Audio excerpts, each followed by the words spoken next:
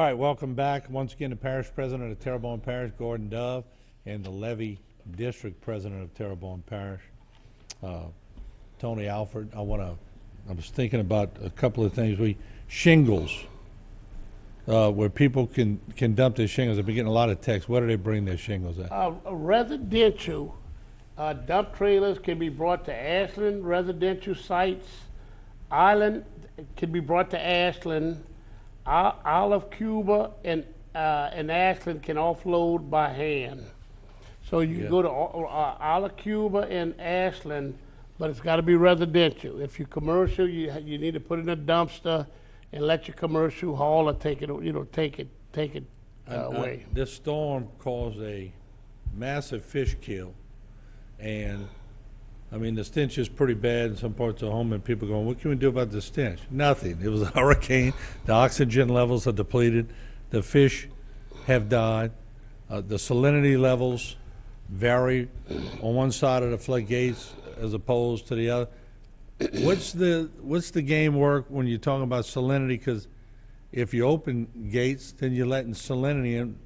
Give me the game plan on that. Well, Bob Black is Waterworks' freshwater storage area, and the gates you can open is Bob Black and Miners Canal, but they requested us not to open those gates because when the hurricane came in, it pushed a lot of salt water into the intercoastal, so the salinity level is too high to allow it into our drinking water, and it'll mess up our drinking water. So we realize there's a lot of dead fish at the gate, especially in Bob Black, and we will open that as soon as we get the green light.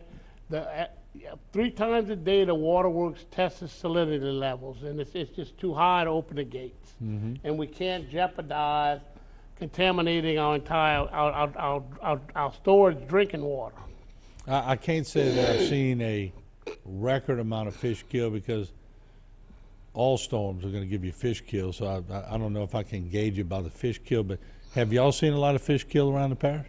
Mostly up against the floodgates. Yeah, sure. Is what we've seen some fish. Not a big amount, but we've seen some. I've seen some in the slips and all, but to be honest, I think we had a bigger fish kill for Hurricane Andrew, and I'm not a biologist, and I'm not going to attempt to be. I don't know why. I don't know what makes the oxygen any different, but I do know it's sad to see sometimes. Like a washing machine going on over there, the churning of that water, right. Around Barataria and all. That's what happened. Tony, I want to come back to you. You were talking about those flap gates, hydraulic, got to hold back a lot of water, and they got to work both ways now. We learned that. Yeah. How long will it take to get that done? We're going to try to get it done by next hurricane season. We're going to start working on it immediately, and we've got Chip Klein with CPRA and. Pretty much everybody involved with this. Reggie's out there helping with the debris removal, we got a great team working. Mitch Mormon on the floodgates. We got Dustin Malbrew and all our engineers.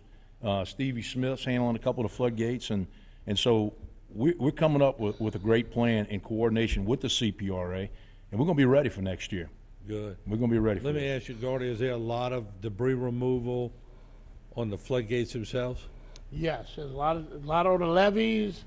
They should be picking up your debris at your homes, and there's a lot on the levees. Lot that was caught on the north side of the floodgate. Now, some good news is FEMA. Right now, we are approved for A and B. A is debris removal. B is emergency protective measures. Now that they've just added roads and bridges, water control facilities, public buildings and contents, public utilities, parks, recreation, and other facilities. That's huge for Terrebonne Parish, the levy board, and of course the public school system, which as you know, the school buildings, I know you had Philip on, with the buildings were really devastated. Right. Let me ask you, can we put what Tony's talking about with the flap gates and all that? It's an upgrade to the current system, but can that be done through FEMA? That would be a way to get money from the feds, wouldn't it? Yes, it definitely can. Boy, right now, the way I understand it, the CPRA is going to ask the federal government for immediately $281 million, and the entire $2 billion that Tony, me, and others have been chasing a long time. So we're saying, hey, we had a category where we believe it's going to be a 5. It's time to step up, give us some money, and let us finish our system. No doubt. I appreciate it. What's the game plan from here? Every 1 or 2 days I hear they're closer to power. I think that's moving pretty good at this point, huh? The power, getting it on. Yes, boy, everybody will start getting lit up probably few Friday, Saturday, and then Saturday, Sunday it'll get more and more. And if your house isn't damaged, you know they're not going to give you power if they don't think your electrical service is adequate. You know. Well, I appreciate y'all coming in. I love the way you always say you're going to get lit up. I'm sure there's a lot of people out there that already been lit up.